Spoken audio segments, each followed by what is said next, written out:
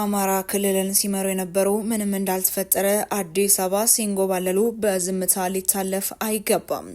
4 ኪሎን ለፋኖ ወልቃይትን ለትግራይ የህወሓት ጀነራሎች ከትግራይ ዘመነ ካሴ ከጎጃም፣ ሄኖክ አዲሴ ከወሎ፣ ብሩክ የተባለ ልጅ ከሸዋ ፋኖ ሀብቴ ወልዴ ከጎንደር ሆነው ኤርትራ አረና የተባለ ቦታ ላይ በአንድ ወቅት በጋራ ተሰብስበው ነበር።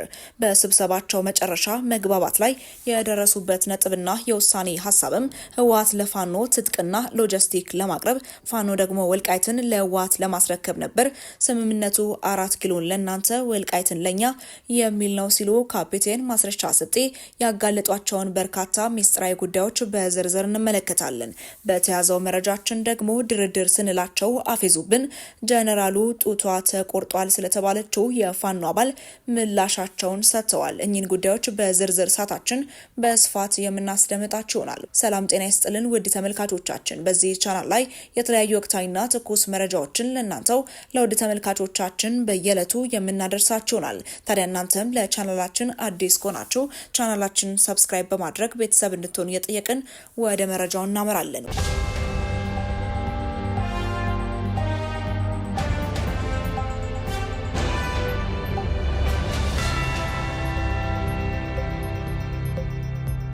ወደ አስቀደምንላችሁ ጉዳያችን ስናመራ ድርድር ስንላቸው አፌዙብን፣ ጀነራሉ ጡቷ ተቆርጧል ስለተባለችው ፋኖ ምላሻቸውን ሰጥተዋል። የአማራ ክልል ባለስልጣናትና የመከላከያ ጀነራሎች በክልሉ የተለያዩ አካባቢዎች የሚያደርጉትን ስብሰባ ቀጥለዋል። ክልሉ ከውጊያ ባልተናነሰ የስብሰባ ማዕበልን እያስተናገደ ነው። በስብሰባዎቹ የክልሉ አመራሮች እንዲሁም ጀነራሎች ህዝቡ እንዲደራጅ ከጎናቸው እንዲሆን የሃይማኖት አባቶች ታጣቂዎችን እጅ እንዲሰጡ ሲጠይቁ በስፋት ታይቷል። ከዚህ በተጨማሪ የፋኖ ታጣቂዎች ላይ ከታሪካዊ ጠላቶች ጋር እየሰሩ ነው ከሚለው እስከ የሰብአዊ መብት ጥሰት እየፈጸሙ ነው እስከሚለው ድረስ ውንጀላዎችም እየቀረቡ ይገኛሉ። የምስራቅ እዝ አዛዡ ጀነራል መሐመድ ተሰማ ያደረጉትም ሰሞንኛ ንግግርም እዚህ ጋር የሚጠቀስ ነው። ጀነራሉ በጎጃም ሜጫ ወረዳ ከአቶ አረጋ ከበደ ጋር በመሩት ህዝባዊ ውይይት ላይ ህዝቡ ከጎናቸው እንዲሰለፍ ሲጠይቁም ተደምጠዋል። እኛ ህግ አስከባሪ ነን፣ እነሱ ህገወጦች ናቸው ያሉት ጀነራሉ ከማንም በላይ ፋኖ የራሱን ህዝብ እየበላ ነው ሲሉም ከሰዋል።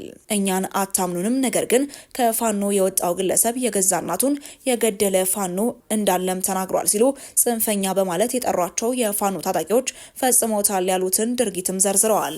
ሌላው ጀነራሉ በዚህ መድረክ የተናገሩት በክልሉ እየተደረገ ያለው ጦርነት የወንድማማቾች ነው ስለሚባለው ጉዳይ ነው። ሌላው ጀነራሉ በዚህ መድረክ ላይ የተናገሩት በክልሉ እየተደረገ ያለው ጦርነት የወንድማማቾች ነው ስለሚባለው ጉዳይ ነው።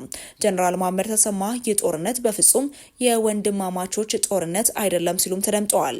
የጦርነት የወንድማማቾች ጦርነት ነው የሚለው ነገር አያስኬድም። በስጋ ከታየ ሊሆን ይችላል፣ ነገር ግን በዓላማ ከታየ ኢትዮጵያን የሚበላ ነው በማለትም የክልሉ አውዳሚ ጦርነት ወንድም ወንድሙ ላይ የመዘዘው ሰይፍ መሆኑንም አስተባብለዋል። አሁንም በድጋሚ እኛ አንታመንም አንደመጥም እንጂ ሲሉ የቀጠሉት የምስራቅ እዝ አዛዡ አሁን እውነቱ ፍንትው ብሎ ወጥቷል፣ ፋኖች ከውጭ ኃይል ጋር በግልጽ እየሰሩ ነው ብለዋል።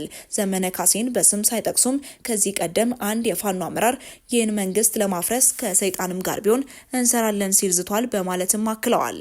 ከዚህ ቀደም የፋኖ አመራሩ ዘመነ ካሴ ይህንን መንግስት ለመገልበጥና ለማፍረስ አይደለም ከውጭ ኃይሎች ከሰይጣንም ጋር ቢሆን እንሰራለን ሲል ተደምጦም ነበር። ጀነራል መሐመድ ተሰማ ይህንን የዘመነ ካሴን ንግግር በማስታወስ ከሰይጣን ጋር ቢሆንም አብረው ሊያፈርሱን ነው ብለዋል።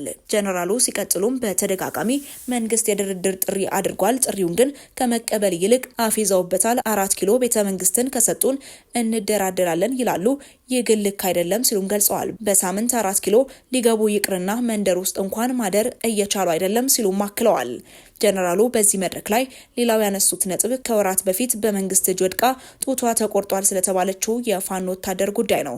ጀነራሉ ይህንን ድርጊት ፋኖ ከሻቢያና ግብጽ የተቀበለው አጀንዳ ነው ሲሉም ምላሻቸውን ሰጥተዋል።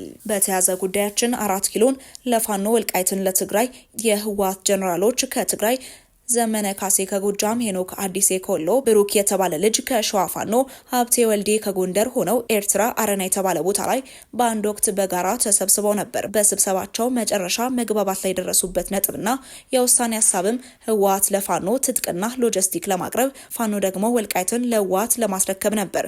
ስምምነቱ 4 ኪሎን ለናንተ ወልቃይትን ለኛ የሚል ነው ሲሉ ካፒቴን ማስረሻ ሰጤ በርካታ መረጃዎችን አጋርተዋል። አማራ ክልልን ሲመሩ የነበሩ ምንም እንዳልተፈጠረ አዲስ አበባ ሲንጎባለሉ በዝምታ ሊታለፉ አይገባም። ሻዕቢያ መንግስት እንዲወገድና የተጠናከረ አደረጃጀት ያለው ኃይል እንዲፈጠር አይፈልግም። ፍላጎቱ አማራ ክልል ውስጥ ተራ ትርምስ የሚፈጥሩ የጎበዝ አለቆችን ማደራጀት ነው። እየሆነም ያለው ይህ ነው። አማራ እንደ ህዝብ በሚታወቁ ጠላቶቹ የትርምስ አውድ እንዲሆን ነው እየተሰራ የሚገኘውም ሲሉም ገልጸዋል። የውጭ ጠላቶች ከውስጥ ባንዳዎች ጋር በመሆን የአማራን ህዝብ ምክንያት አልባ አድርጎ የትርምስ ማዕከል ሲያደርግ ያልሆነውን ሆነ እያሉ ሳንቲም የሚለቅሙ የማህበራዊ ሚዲያ ተንታኞች ዋነኛ የአማራ ጠላቶች ናቸው።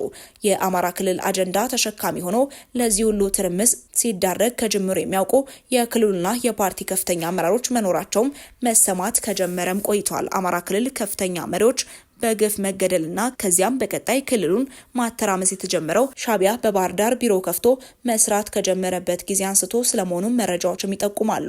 ካፒቴን ማስረሻ ሰጤ ከኢትዮጵያ ቴሌቪዥን ጋር ባደረጉት ቃለ ምልልስ እኔ ባህር ዳር ያለው ሻዕቢያ $2000 በየወሩ የሚከፍላቸው የክልሉ ባለስልጣናት ነበሩ። የሚመነዝርላቸው ሰው ከአዲስ አበባ ነበር የሚመጣው ካሉ በኋላም ሌሎች መኖራቸውም ክፍያው አሁንም ድረስ ስለመቀጠሉ እንዲያውም ከፍ ሊል ይችላል ብለው እንደሚያምኑ አመላክተዋል። አክለውም የቤት ስራው የፌዴራል መንግስት ነው፣ እኛም እናግዛለንም ብለዋል። ግፍ፣ ወንጀል፣ ሌብነት፣ ክህደት፣ ባንዳነት፣ ተላላኪነትና የበታችነት የሚጫወትባቸው የሻዕቢያ ቁንጮች በተለይም ኢሳያስ አፈወርቂ ለውጡን ተከትሎ አዲስ አበባ ሲመጡ ከጊዜና ካሳለፉት የጨለማ ኑሮ ተምረዋል በሚል ሲደረግላቸው ከነበረው አቀባበል ጀርባ ስራ የጀመሩት ወዲያውኑ በቅጽበት ነበር በሚል አስተያየት ሲሰጥ እንደነበረው ኢትዮጵያ ላይ ልዩ ቂም እንዳለው በሚመስል መልኩ ሲንቀሳቀስ ነበር ሲሉ ማስረሻ ሰጤ የሚያውቋቸው ማስረጃዎች በመደርደር ምስክርነታቸውን ሰጥተዋል። ካፒቴን ማስረሻ ሰጤ ከኢቢሲ ጋር ባደረጉት ቃለ ምልልስ ሻዕቢያ $2000 የወር ደሞዝ የሚከፍላቸው የአማራ ክልል ባለስልጣናት ነበሩ በማለት ይፋ ያደረገው መረጃ በርካቶችን እያነጋገረም ይገኛል።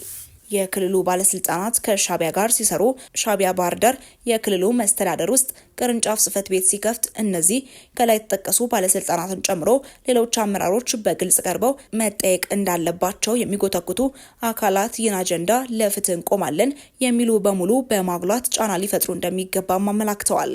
የሲሆን ምናልባትም የአማራ ክልል ቀውስ ሊያጥርና የመፍትሄው ቁልፍ በቶሎ ሊገኝ እንደሚችልም ይገልጻሉ። ውድ ተመልካቾቻችን ለሳቱ የነበረን መረጃ ያንን ይመስል ነበር። አብራችሁን ስለነበራችሁ እጅግ አድርገን እናመሰግናለን። በቀጣይ መረጃዎቻችን እስክንገናኝ ድረስ ቸር ቆዩልን።